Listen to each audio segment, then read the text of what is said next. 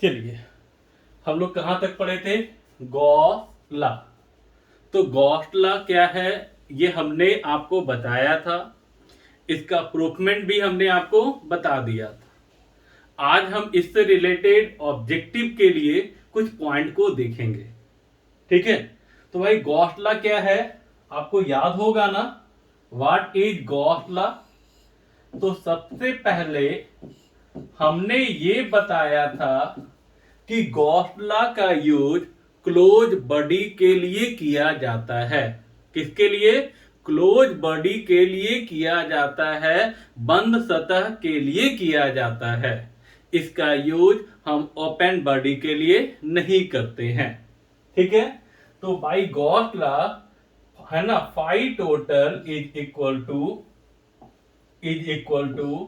1 by epsilon not into q enclosed. बाबू इसको सिर्फ गौर से आप देखो, अगर आप इसको गौर से देखोगे तो हम जितना भी पॉइंट बताएंगे सारा पॉइंट यहीं पे आके समाप्त होगा। ठीक है, फिर से एक बार, ये क्या है?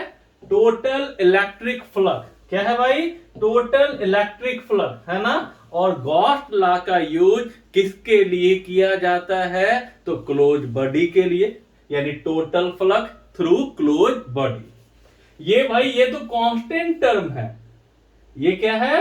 कांस्टेंट टर्म है 1 बाई इप्सिलॉन नॉट। और ये देखो क्या? Q enclose. सबसे खास बात क्यू इनक्लोज। क्यू इनक्लोज मतलब जैसे हम गॉसियन सरफेस खींचते थे, है ना? वो स्फीयर के फॉर्म में हो, सिलेंडर के फॉर्म में हो, कोन के फॉर्म में हो, क्यूब के फॉर्म में हो, यानी क्लोज बॉडी। तो इसके अंदर का आवेश, यानी क्यू इनक्लोज मतलब है ना, क्लोज बॉडी के अंदर का आवेश। क्लोज बॉडी के अंदर का आवेश, तो यही है गॉस लॉ। चलो, अब आ ही गया है तो एक बार इसको डिफाइन कर देते हैं, क्योंकि बोर्ड के लिए बहुत ही ज्यादा इंपॉर्टेंट है। तो भाई according to Coulomb's law, total flux through closed body is equal to 1 by epsilon not times total charge enclosed by the surface. बाबू ये ध्यान देना, इस पॉइंट पे ध्यान देना, आखिर ये क्या है? तो क्यू इनक्लोज यानी जो आपने बंद सतह माना है ना, 3D सरफेस, उसके अंदर का आवेश।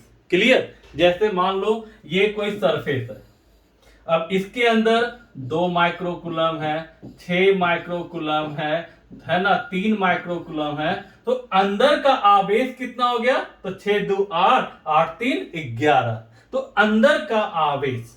क्लियर? चलिए एक एक पॉइंट को हम देखते हैं। चलिए, क्या आप तैयार हो? चलिए एक एक पॉइंट को हम लोग देखते हैं। सबसे पहला देखो, प्रॉपर्टीज दिख रहा है ना आपको? तो देखो फर्स्ट प्रॉपर्टीज क्या है ना? फर्स्ट प्रॉपर्टी ध्यान दीजिएगा क्या है यहां पर? कहता है कि if no any charge enclose by the surface, if no any charge enclose by the surface, then electric flux will be zero. यानी किसी क्लोज बॉडी के अंदर कोई आवेश ना हो तो इलेक्ट्रिक फ्लक्स का मान कितना होता है? तो जीरो होता है। कितना होता है? तो जीरो। अब बोलोगे क्यों? तो देखना, बाई गॉस लॉ क्या जानते हो? Phi total is equal to Q enclose by epsilon not. यही पढ़े हो ना? तो यहां कह रहा है कि उसके अंदर कोई चार्ज ना हो, क्लोज बॉडी के अंदर कोई चार्ज ना हो। तो ना हो मतलब जीरो हो, तो अगर Q इनक्लोज जीरो होगा, अगर मान लो ये टर्म जीरो हो जाए तो जीरो बटा समथिंग कितना होगा, तो जीरो। तो ध्यान रखिएगा कि अगर किसी बॉडी के अंदर कोई चार्ज ना हो तो टोटल फ्लक्स का मान क्या होगा, जीरो होगा। क्या होगा, जीरो होगा। क्लियर, क्लियर है। तो ध्यान रखिएगा कि जब किसी बॉडी के अंदर कोई चार्ज ना हो तो इलेक्ट्रिक फ्लक्स का मान क्या होता है, जीरो। जैसे पिछले वीडियो में हमने बताया था इलेक्ट्रिक फ्लक्स, तो उसमें एक फिगर दिए थे सिलेंडर, उसके अंदर चार्ज नहीं था, तो जब हमने टोटल फ्लक्स निकाला तो फाइनली वो जीरो आया था। कितना आया था, जीरो। तो ध्यान दीजिएगा कि अगर किसी क्लोज बॉडी के अंदर कोई चार्ज ना हो तो इलेक्ट्रिक फ्लक्स का मान कितना होगा, जीरो होगा। ये था पहला प्रॉपर्टी। क्लियर। चलिए, यहां तक किसी को डाउट? आते हैं next property. Next property, next property क्या कहता है, ध्यान दीजिएगा। नेक्स्ट प्रॉपर्टी का क्या कहना है कि if enclose body contain equal and opposite charges, यानी क्लोज बॉडी के अंदर चार्ज हो लेकिन कैसा, तो equal and opposite charges, then the electric flux will be zero. मान लो कोई क्लोज बॉडी है भाई, मान लो ये क्लोज बॉडी है, इसके अंदर चार्ज है लेकिन कैसा, तो इक्वल एंड अपोजिट। मान लो ये डायपोल है, इक्वल एंड अपोजिट, तो कह रहा है कि इसका इलेक्ट्रिक फ्लक्स का मान क्या होगा, जीरो होगा। क्यों जीरो होगा, तो एक चीज बताओ, चार्ज किस नेचर का होता है, एडिटिव ना। चार्ज किस नेचर का है, एडिटिव नेचर का है, योगात्मक प्रवृत्ति का है। तो यहां टोटल चार्ज कितना होगा ये बताओ, क्यू टोटल, क्यू टोटल कितना, माइनस क्यू प्लस क्यू, कितना हो गया, जीरो। और जब क्यू टोटल यानी इसके अंदर का कुल आवेश हमारा कितना हो गया, तो जीरो हो गया। तो बताइए by Gauss law, phi total is equal to Q enclose by epsilon not, यानी ये वैल्यू हो जाएगा आपका कितना, जीरो। तो ये ध्यान रखिएगा कि किसी क्लोज बॉडी के अंदर चार्ज हो, अगर इक्वल और अपोजिट हो तो टोटल है ना इलेक्ट्रिक फ्लक्स का मान क्या होगा, जीरो होगा। टोटल इलेक्ट्रिक फ्लक्स का मान जीरो होगा। ठीक है। यहां से आपका बोर्ड एग्जाम में एक क्वेश्चन पूछा था कि किसी बॉडी क्लोज बॉडी के अंदर इलेक्ट्रिक डायपोल हो, क्या हो, इलेक्ट्रिक डायपोल हो, तो फ्लक्स का मान कितना होगा, फ्लक्स का मान कितना होगा। तो डायपोल किसे कहते हैं, जिसमें दो चार्ज होता है, और कैसा चार्ज बाबू, तो इक्वल एंड अपोजिट। तो नेट चार्ज कितना, जीरो। तो जब नेट चार्ज जीरो हो गया तो इलेक्ट्रिक फ्लक्स का मान भी क्या होगा, जीरो होगा। क्लियर। सेकेंड प्रॉपर्टी क्लियर हुआ। यानी जब किसी बॉडी के अंदर इक्वल एंड अपोजिट चार्ज हो, इक्वल एंड अपोजिट चार्ज हो, तो इलेक्ट्रिक फ्लक्स का मान कितना होगा, जीरो होगा। चलिए आगे बढ़ते हैं। देखो एक छोटा सा क्वेश्चन है, एक छोटा सा क्वेश्चन है, ध्यान दीजिएगा। Eight dipole of charges of magnitude are place, equal magnitude होना चाहिए, are place inside a cube. मतलब 8 डायपोल है, कितना डायपोल, 8 डायपोल है किसी क्यूब के अंदर। The total flux coming out of the cube will be. तो पूछा है कि क्यूब से कितना फ्लक्स निकलेगा, क्यूब से कितना फ्लक्स निकलेगा।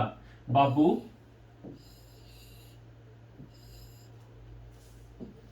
एक चीज बताओ मेरे को, ये क्यूब है ना, ये क्लोज बॉडी हो गया 3D, और इसके अंदर कितना डायपोल है, तो 8 डायपोल है। तो भाई डायपोल चाहे 8 हो चाहे 8000 हो, नेट चार्ज का वैल्यू कितना होगा, जीरो। क्यों, क्योंकि डायपोल पर चार्ज जो होता है बाबू वो इक्वल एंड अपोजिट होता है।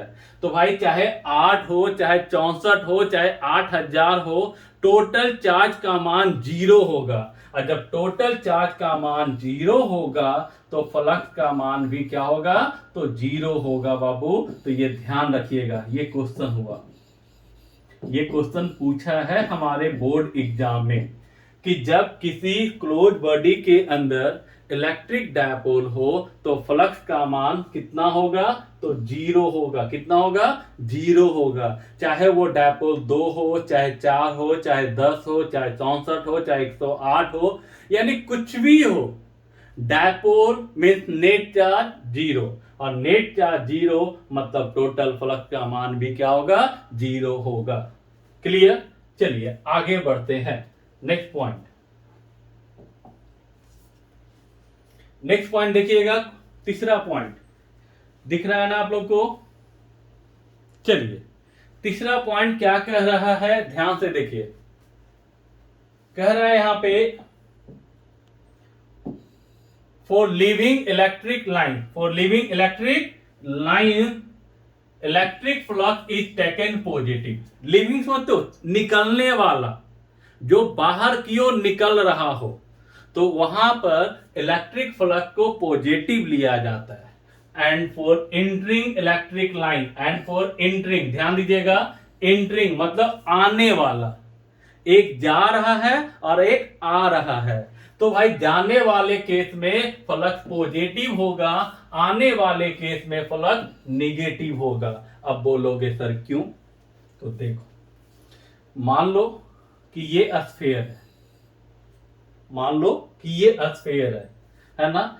अब बताइए, लाइंस निकल रहा है, तो लाइंस निकल रहा है इसका मतलब ये है कि इसके अंदर पक्का पॉजिटिव चार्ज होगा।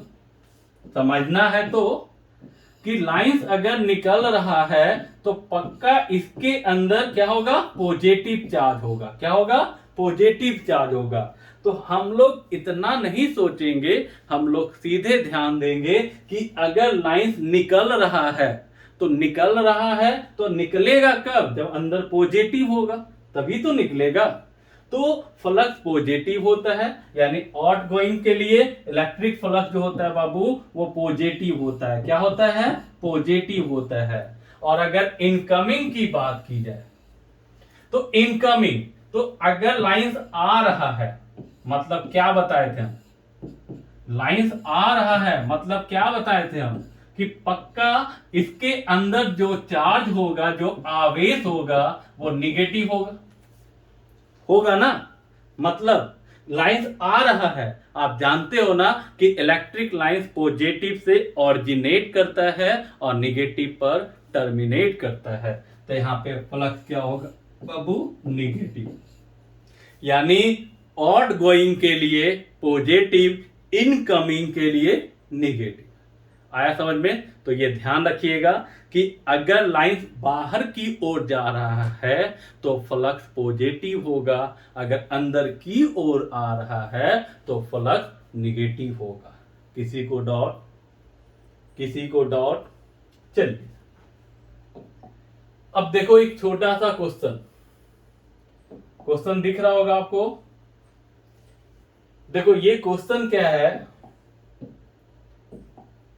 पहले आप इसको बना लो तब इसका रियलिटी बताएंगे।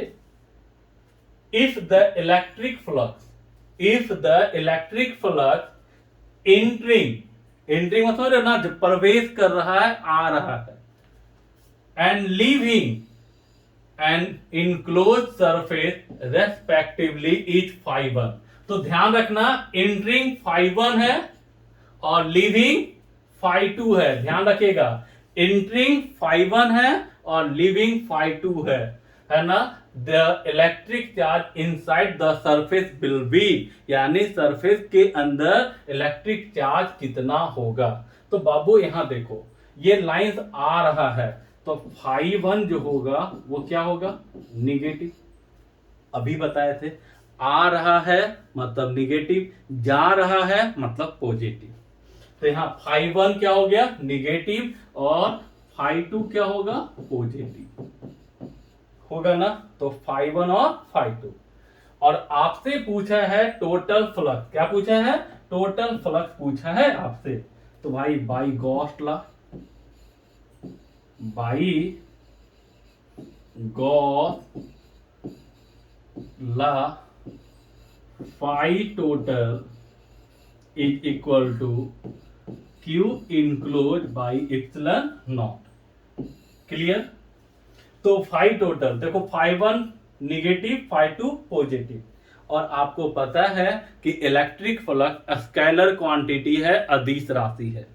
तो भाई ये सीधे जुड़ जाएगा टोटल फ्लक्स, तो कितना हो जाएगा phi two minus phi one. Total flux कितना होगा phi two minus phi one, क्योंकि ये पॉजिटिव है और ये निगेटिव है, तो ये हो जाएगा phi two minus phi one is equal to Q enclose by epsilon not. होगा ना? तो देखिए आपका आंसर क्या हो जाएगा यहाँ पे, तो क्यू इनक्लोज बराबर ये इधर जाके गुना होगा, तो phi two minus phi one into epsilon not, ये इधर जाके गुना होगा ना। देख लो, किसी को डाउट है तो बोलो।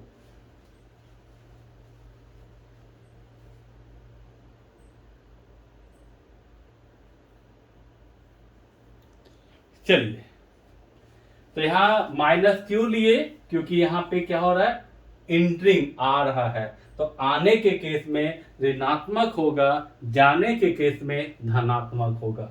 ठीक है, चलिए आगे बढ़ते हैं। नेक्स्ट क्वेश्चन, क्या पॉइंट है, चौथा point. If a body contain, यहां पे छूट गया है, if a body contain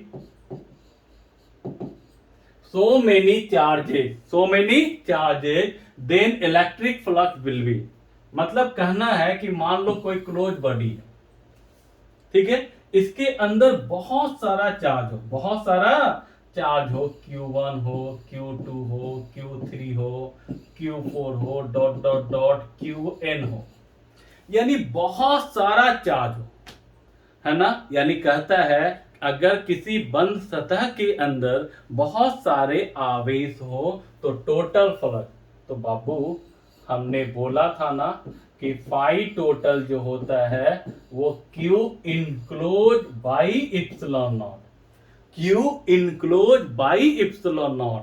Q enclose का मतलब बॉडी के अंदर कुल आवेश, तो इसके अंदर कितना आवेश है, तो जितना है सब जोड़ दो। तो यहां पे आप इसको क्या लिखोगे बताओ, phi total is equal to, सबको जोड़ दो, Q1 plus Q2 plus Q3 plus Q4 dot dot dot plus Qn by epsilon not, यानी सभी को जोड़ दो और बाई कितना, इप्सिलॉन नॉट, बाई कितना, इप्सिलॉन नॉट। क्लियर? आया समझ में? यानी अगर किसी क्लोज बॉडी के अंदर बहुत सारा चार्ज हो तो इलेक्ट्रिक फ्लक्स जो होता है वो सभी आवेशों के योग बटा इप्सिलॉन नॉट। जैसे मान लो कोई बॉडी है, इसके अंदर मान लो 2 माइक्रोकूलम है, 4 माइक्रोकूलम है, -3 माइक्रोकूलम है, और आपसे पूछा बताइए फ्लक्स कितना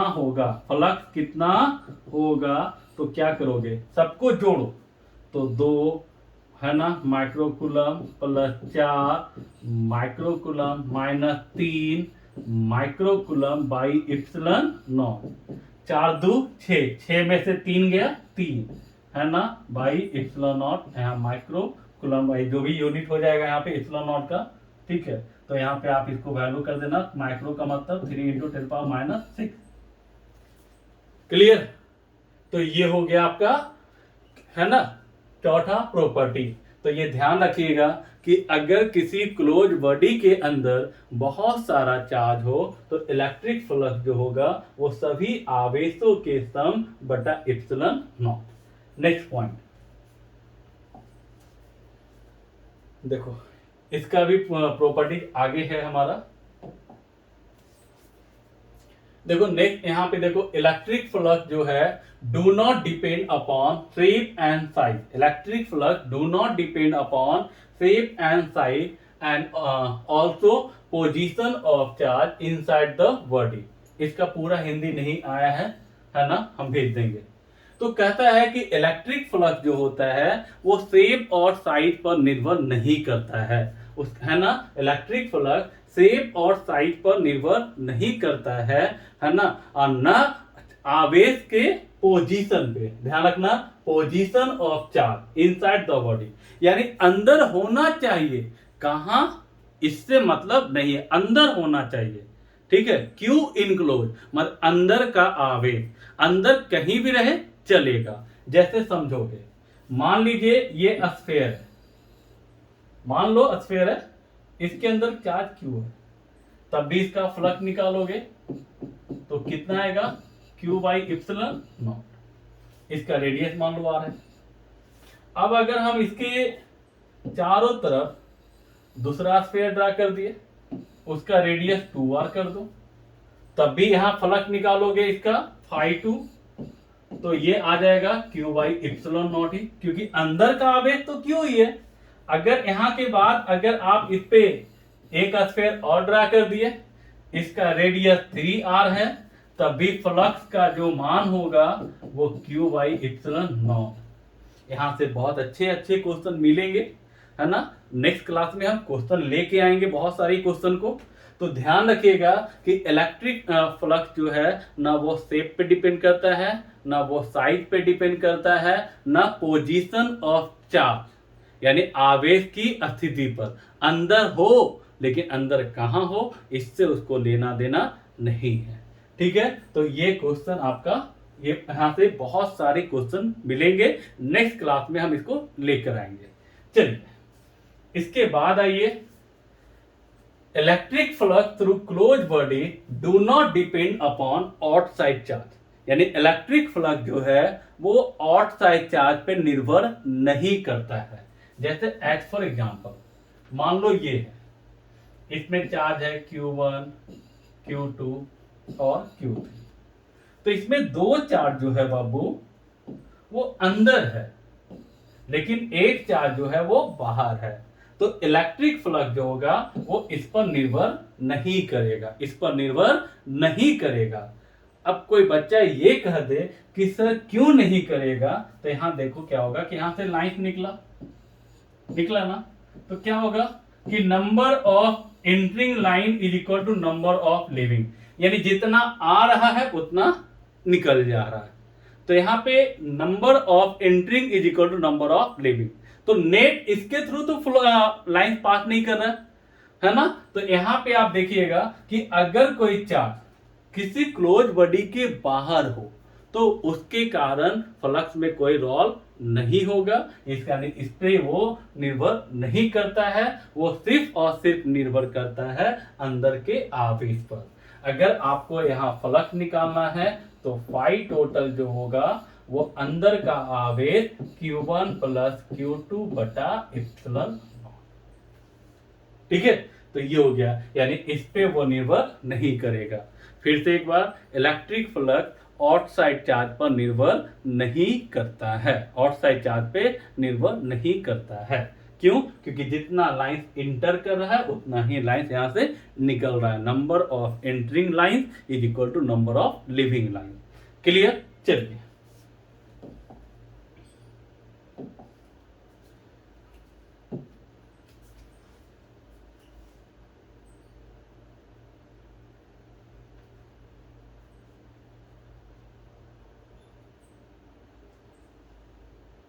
चलिए इसमें हम इसका क्वेश्चन और भी लेके आएंगे यहाँ पर, ठीक है। इसका सारा पॉइंट हमने आपको बताया इलेक्ट्रिक फ्लक्स का। तो इसमें 6 प्रॉपर्टी हमने बताया। पहला कि, है ना, एक चीज और बताना चाहेंगे, हमने 6 प्रॉपर्टी बताया, लेकिन हमने ये भी बताया था कि सारे का लास्ट देखोगे तो यहीं पे आके मिलेगा, सारे का लास्ट जो मिलेगा बाबू यही मिलेगा क्यू इनक्लोज पर, क्यू इनक्लोज पर। क्लियर? तो यानी जो भी आप, जैसे पहला पॉइंट क्या था कि अगर किसी बॉडी के अंदर चार्ज ना हो, तो जब चार्ज ही ना हो तो ये तो जीरो हो जाएगा, और जीरो इंटू समथिंग जीरो। दूसरा पॉइंट क्या बताएं कि अगर किसी बॉडी के अंदर चार्ज हो लेकिन इक्वल एंड अपोजिट हो, इक्वल एंड अपोजिट, तो भाई इक्वल एंड अपोजिट रहेगा तो नेट वैल्यू तो जीरो हो जाएगा, और जीरो इंटू समथिंग फिर जीरो। सारा खेल इसी पे है तीसरा पॉइंट क्या बताया कि अगर लाइंस बाहर जा रहा है तो पॉजिटिव, आ रहा है तो निगेटिव। तो भाई बाहर कब जाएगा? जब पॉजिटिव रहेगा तभी तो लाइंस बाहर निकलेगा, है ना। निगेटिव रहता तो लाइंस आता। क्लियर? तो जब निगेटिव यहां रख दोगे तो 5 तो क्या हो जाता है, तो enclose charge by epsilon not, negative तो आ ही गया, है ना। तो आउटगोइंग के लिए पॉजिटिव, इनकमिंग के लिए निगेटिव। नेक्स्ट पॉइंट क्या बताएं हम कि इलेक्ट्रिक फ्लक्स जो होता है उसके अगर किसी बॉडी के अंदर बहुत सारा चार्ज हो तो सभी को जोड़ दो बाय एप्सिलॉन नॉट। उसके बाद क्या बताया गया कि इलेक्ट्रिक फ्लक्स सेफ साइड पर निर्भर नहीं करता है, वो निर्भर करता है वो सेफ और साइड पर निर्भर नहीं करता है और ना ही आवेश के पोजीशन पर निर्भर करता है। ठीक है। उसके बाद हमने बताया कि इलेक्ट्रिक फ्लक्स आउटसाइड चार्ज पर निर्भर नहीं करता है। इसके साथ आपका प्रॉपर्टी समाप्त होता है। नेक्स्ट वीडियो में हम न्यूमेरिकल लेकर के आएंगे। ठीक है। तो आज का सेवा इतना ही।